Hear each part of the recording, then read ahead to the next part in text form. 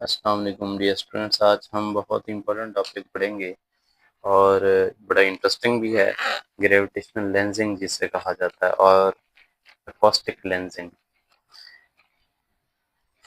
Gravitational lensing क्या होती है? पहले सबसे पहले तो ये देखें ग्रेविटेशनल का मतलब क्या होता है।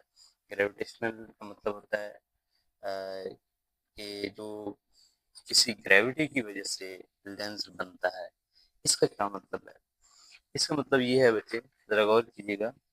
स्पेस में जब हैवी ऑब्जेक्ट होते हैं, जैसे ब्लैक होल है, न्यूट्रॉन स्टार है, तो लेट्स सपोज यहाँ पे कोई गैलेक्सी है ऐसे स्पेस में, तो इसकी ग्रेविटी बहुत ज़्यादा होती है जी, बहुत बड़ा होता है इसकी value.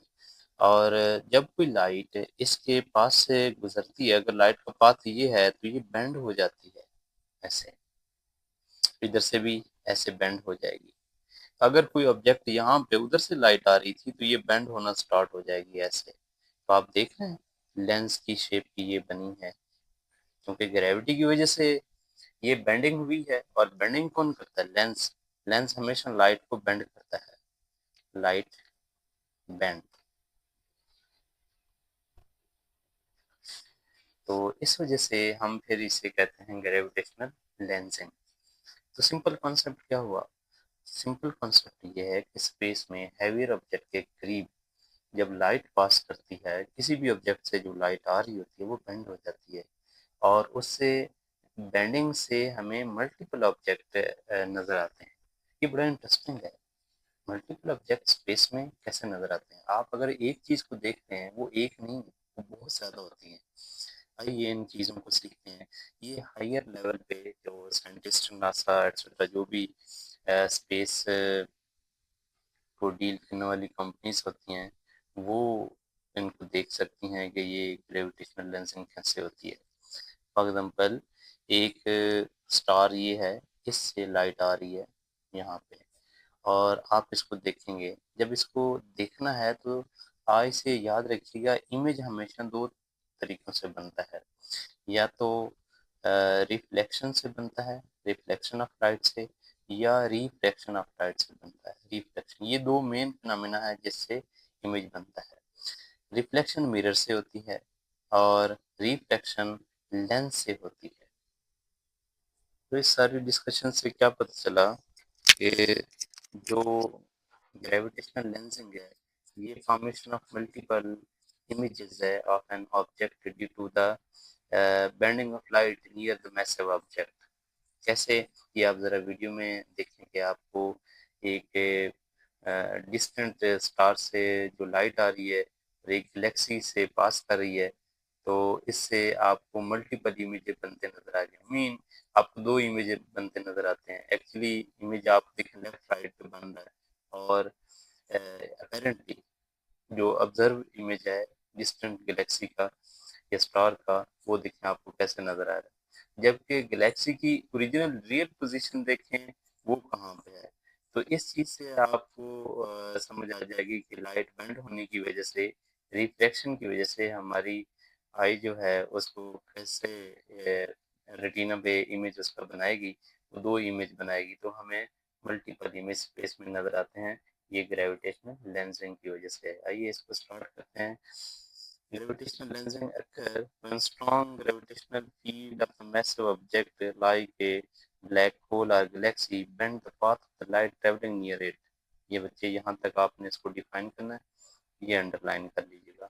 Next, just like optical lens bend and focus light, a massive celestial body act as a gravitational lens। Space में जो भी मैसिव बॉडी है वो ग्रेविटेशनल लेंस के तौर पे एक्ट करती है।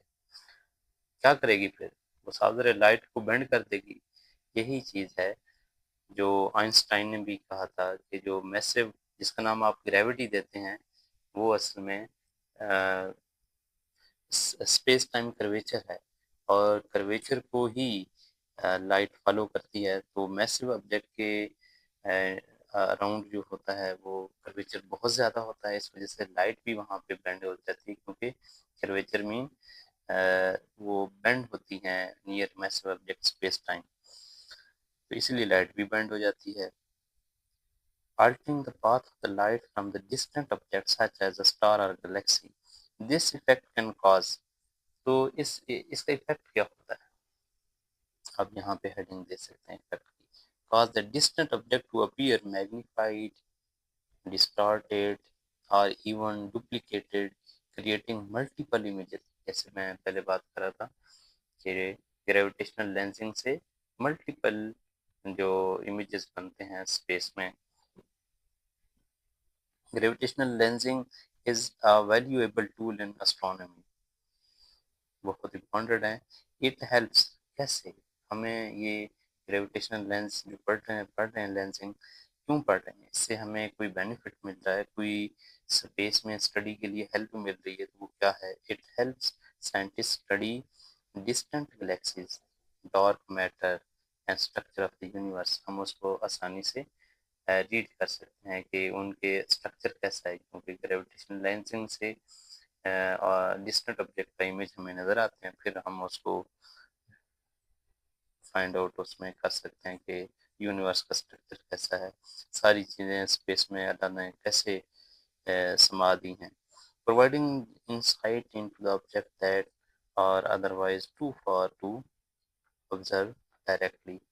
लेकिन हम, अगर हमारे से कोई चीज़ दूर, इतनी दूर है कि जस्ट एक स्पॉट ऑफ लाइट नज़र आता है, तो आप उसके बारे में कुछ भी नहीं लिख सकते, बता सकते। लेकिन अगर ग्रेविटेशनल लेंसिंग यूज़ करें तो हम उसके बारे में बहुत कुछ, उसका स्ट्रक्चर, वो कितना दूर है, ये सब कुछ उसके बारे में बता सकते हैं। जैसा कि आप दिन नासा की वीडियो भी देखते रहते हैं, और ये चीज़ें जो ब्लैक होल जैसे पहले मिथ समझते थे कि ब्लैक होल है ही नहीं, लेकिन वो मेन ग्रेविटेशनल लेंसिंग की प्रोडक्ट है, और ब्लैक होल एग्जिस्ट करते हैं। तो ये था हमारा आज का टॉपिक ग्रेविटेशनल लेंसिंग। उम्मीद करता हूँ आपको समझ आएगी। अल्लाह हाफिज़।